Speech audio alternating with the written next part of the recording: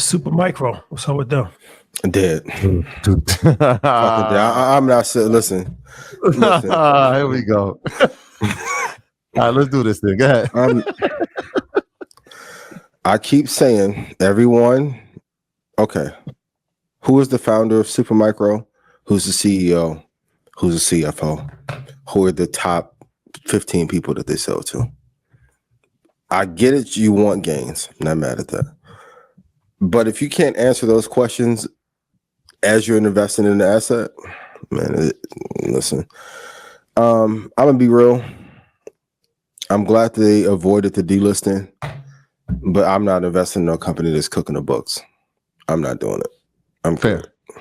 So I'm gonna be real. I'll put money in Intel before I will Supermicro. That's fair. Proudly.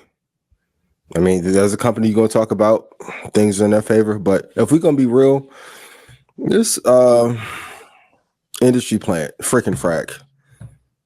This company should have never been this high anyway. But it's a great lesson, and if the fundamentals don't match, you're gonna pay.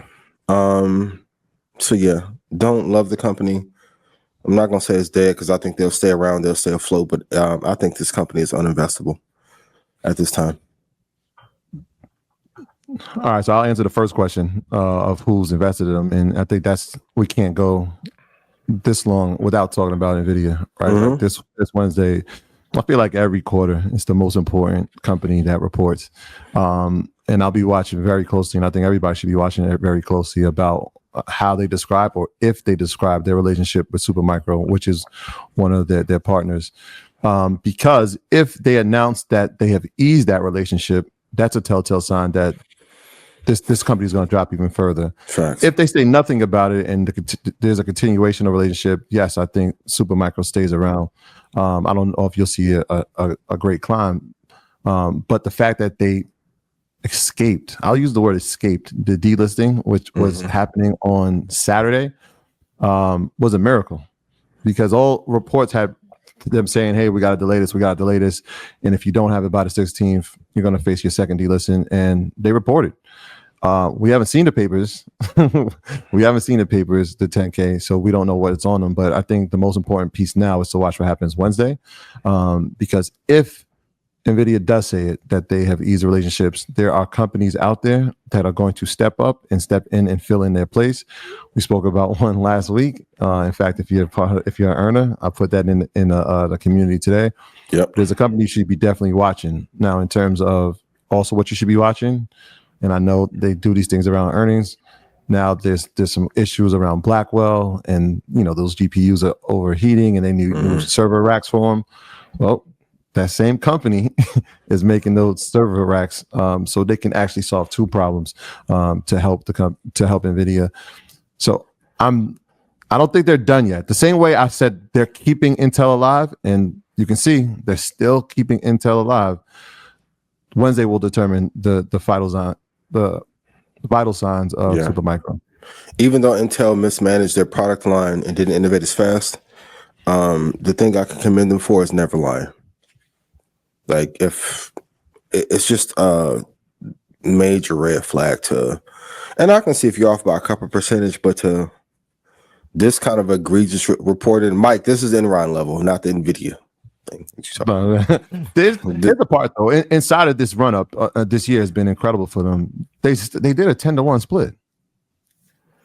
So what numbers did they have to report to NASDAQ to say, okay, here's what we're going to do. Here's the plans to have this stock split. Would you do a 10-to-1 split? That's like selling the equitable interest in your business at 90% of it when you're the hottest thing on earth. It's a mistake. It was some telltale signs. Why would you want to split then? At over 1,000? Well, for a number of reasons, right? The first one is obviously you want more people invested in it because it's at a lower price. But I'm saying from a regulatory standpoint, they have to submit paperwork in order to do that. So from a regulatory standpoint, who saw that paperwork and didn't raise? Great point. There, the agencies, right? Yeah. The same agent. Who was that? Who were the auditors that saw that and said, "Okay, approve 10-to-1"? I don't know, but I don't want any war with them. So I blame it. Like, come on, like this misreporting this egregiously is no for me. It's on. Once again, I would invest in Intel before I did SMCI. I don't give a fuck if Steve Jobs came back and ran a company. Can't do it. Cannot do it. And I think if NVIDIA doesn't state the restructuring of their relationship, it won't be good. It will not be good. It's that company that you're gonna mention. Yeah, we're gonna say that for Thursday. We're gonna say it for Yes. Thursday. It is. But the Micro was up today. Great. So maybe there's something. We'll see. What's that song? We fall down, but we get up. Okay, good Monday. We'll see Wednesday. When Jensen said that we breaking up, whoo, baby. Mm-hmm. Yeah. What's okay? VST stock has tripled over the last year. Hey, everybody needs to write this in their notes right now. This is one of them segments. This is gonna be one of them segments. Yeah. There's a interesting thing when a sector. I think the big lesson here is when a sector takes off, you need to look at the companies that may supply or have partnership with. Shout to you. Yeah, they're up 256% for this year. The nuclear space took off. On Stock Club Call, we talked about couldn't find a company to invest in the space that had not been bought or had not run off. But I think they're one of the best in class. Do I still like this company? Yes. Or do I wish I could have gotten earlier? Yes. November last year is at $39. It's at 147 now. So now, even though I love the company, it's too high of a premium to pay. Amazing company, a lot more upside, but you still have to be a disciplined investor. I like it if it drops back to, if it gets to 117, I'll load up. If it gets to 121, I will look to take probably a swing trade there. But when looking at different sectors or the sectors that may supply the all-star sector, I think it's really important to do your research and look at the top 20 in the space and to see who could rise up as a result. But hell of a job, great profit margin, great business model, great management, home run for sure. The best performing stock this year is Vistra Corp. And there's a number of reasons. And this ties back into AI. This is the power of AI. Like this, Absolutely. When we talk, we can talk about the chips and we can talk about the servers. This is also an aspect of it that needs to be talked about, and that is the energy that it's going to cost to do it. Yeah. And we spoke about it before. What is the most efficient way to do it as far as energy? And that's going to be nuclear. And so Vistra is the second largest owner of independent nuclear power plants, positioning itself to benefit from AI data centers for electricity. The number one is a company that you might have heard of, and we spoke about, Constellation. And if you watch what Constellation did about 2 months ago, they partnered with a company named Microsoft. Why? To build efficient data centers and be able to power them. So what has Vistra done as far as clients? They've got Alphabet, so Google is working with them, and Amazon is working with them, right? So if we look at that Mag 7, that's 2 out of the 3, right? That's 2 out of the 7 right there, right?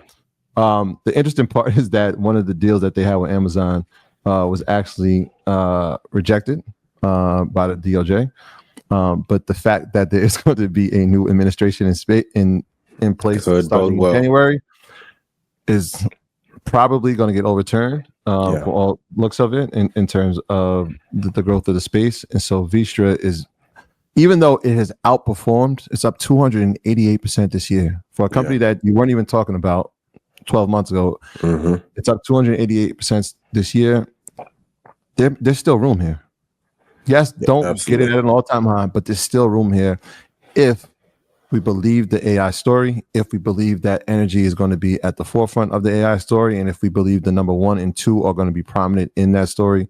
You got to have this company on your watch list at bare minimum. Yeah, and profit margin. Yeah. No, I agree. And for that space, the profit margin is 13.14%. It may not be as much as Apple because they're tech leaning or NVIDIA, but for like the space that they're in, 13% profit margin, solid, very solid. And going back to that, invest in the top 2 in the space rule of thumb. You always follow that. So, but if you missed out, wait for the next sector or begin to do research on the suppliers that may help Vistra be an amazing company to find the next breakout star. Mm-hmm.